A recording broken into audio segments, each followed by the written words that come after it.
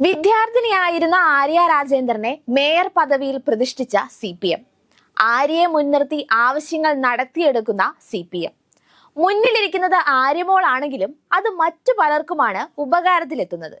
അങ്ങനെ ഒരു തിയറി ഉള്ളപ്പോൾ ആര്യമോളെ പറഞ്ഞാൽ ചിലർക്കെങ്കിലും അനിഷ്ടം ഉണ്ടാകുമല്ലോ.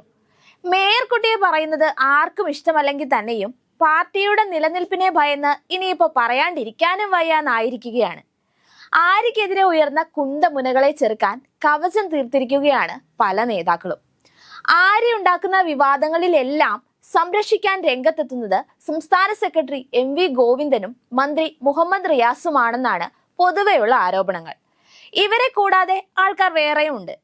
രാജ്യസഭാ MPയും DYFI അഖിലേന്ത്യാ നേതാവുമായ AA റഹീമാണ് ആര്യമോളെ പിന്തുണയ്ക്കുന്ന മറ്റൊരാൾ.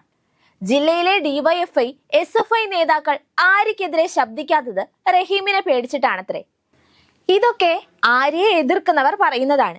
കഴിഞ്ഞ ദിവസങ്ങളിൽ നടന്ന ജില്ലാ കമ്മിറ്റി യോഗങ്ങളിൽ ആര്യക്കെതിരെ ഉയർന്നത് പാർട്ടിയുടെ പൊതുവികാരമാണെന്നാണ് വിലയിരുത്തൽ. ആര്യയുടെ പേരിൽ വ്യക്തിപരമായ അഴിമതികളൊന്നുമില്ലെങ്കിൽ പിന്നെ അവരെ എന്തിനു തിരുത്തണമെന്നാണ് CPM സംസ്ഥാന സെക്രട്ടേറിയറ്റ് അംഗം ആനാവൂർ നാഗപ്പൻ ചോദിക്കുന്നത്.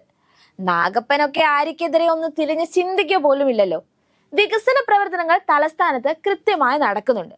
ഉദ്യോഗസ്ഥരുടെ അഴിമതി പിടികൂടുന്ന മേയറെ പ്രതിയാക്കുന്ന സമീപനമാണ് മാധ്യമങ്ങളുടേതെന്നാണ് ആനാവൂർ നാഗപ്പന്റെ ഭാഗം.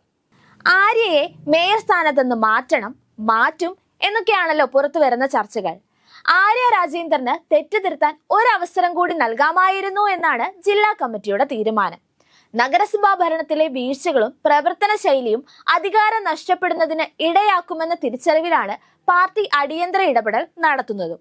മേയറെ മാറ്റിയില്ലെങ്കിൽ നഗരസഭാ ഭരണം നഷ്ടമാകുമെന്ന് ജില്ലാ കമ്മിറ്റിയിൽ ആശങ്ക വളർന്നുകൊണ്ടിരിക്കുന്നത് തന്നെയാണ് അതിനുള്ള കാരണം. എന്നാൽ തദ്ദേശ തെരഞ്ഞെടുപ്പ് അടുത്തിരിക്കെ മേയറെ മാറ്റുന്നത് എതിരാളികളുടെ കയ്യിൽ വടി കൊടുക്കുന്നതിന് തുല്യമാണെന്നതും പാർട്ടിയെ ആശയക്കുഴപ്പത്തിലാക്കിയിരിക്കുകയാണ്. ആര്യയെ മേയർ സ്ഥാനത്ത് നിന്ന് മാറ്റി പാർട്ടിയെ രക്ഷിക്കണോ? ഇനി ആര്യയെ മാറ്റിയാൽ ആര്യയുടെ രാഷ്ട്രീയ ഭാവി എന്താകും? ഇനി മാറ്റിയില്ലെങ്കിൽ BJP അത് മുതലെടുക്കുമോ? അങ്ങനെ പാർട്ടിക്ക് ആശങ്കകൾ ഏറെയാണ്. നിയമസഭാ തെരഞ്ഞെടുപ്പിൽ V ശിവൻകുട്ടിക്ക് പകരം ആര്യയെ മത്സരിപ്പിക്കാൻ ആലോചനയുണ്ട് എന്നതാണ് മറ്റൊരു സൂചന. അതിനിടെ ആര്യയെ കുറ്റക്കാരിയാക്കി മേയർ സ്ഥാനത്ത് നിന്ന് മാറ്റുന്നത് ഗുണം ചെയ്യില്ല എന്നാണ് വിലയിരുത്തൽ. നഗരസഭാ ഭരണത്തിലെ വീഴ്ചകൾ പ്രത്യേകം പരിശോധിക്കാനാണ് ജില്ലാ ഘടകത്തിന്റെ തീരുമാനം. എങ്ങനെയായാലും ആര്യമോളെ വിട്ടൊരു കളിയില്ല പാർട്ടിക്കും അണികൾക്കും. ഇനിയിപ്പോ മേയർ സ്ഥാനത്ത് തുടർന്നാലും നിയമസഭയിലേക്ക് മത്സരിച്ചാലും ജനങ്ങൾ മറക്കാൻ പാടില്ലാത്ത കുറച്ച് കാര്യങ്ങളുണ്ട്. എന്താണെന്നാൽ ആര്യ അധികാരത്തിലേറിയ ശേഷമുള്ള വിവാദങ്ങൾ. തിരുവനന്തപുരം നഗരസഭയിലെ താൽക്കാലിക തസ്തികകളിലേക്ക് പാർട്ടിക്കാരെ ജോലിക്കെടുക്കാൻ ലിസ്റ്റ് ചോദിച്ച് CPM ജില്ലാ സെക്രട്ടറി ആനാവൂർ നാഗപ്പന് ആര്യ അയച്ച കത്ത്. MG റോഡിൽ സ്വകാര്യ ഹോട്ടലിന് അനധികൃതമായി പാർക്കിംഗ് അനുവദിച്ചുകൊണ്ടുള്ള ഇടപെടൽ. ഓണസദ്യ മാലിന്യക്കുപ്പയിൽ തള്ളിയ സംഭവത്തിൽ പിരിച്ചുവിട്ട ശുചീകരണ തൊഴിലാളികളെ തിരിച്ചെടുത്തത്. കോവിഡ് കാലത്ത് നടക്കാതിരുന്ന ആറ്റുകാൽ പൊങ്കാലയുടെ മാലിന്യം നീക്കം ചെയ്യാൻ 21 ടിപ്പറുകൾ വാടകയ്ക്കെടുത്തത്. ജനങ്ങൾ അടച്ച നികുതി തുക രേഖകളില്ലാതെ പോയത്. നഗരത്തിൽ LED ലൈറ്റുകൾ സ്ഥാപിക്കുന്നതിനായി യുണൈറ്റഡ് ഇലക്ട്രിക്കൽ ഇൻഡസ്ട്രീസ് 2.5 കോടിയുടെ കരാർ കോർപ്പറേഷൻ നൽകിയത് സർക്കാർ ഉത്തരവ് കാറ്റിൽ പറത്തി.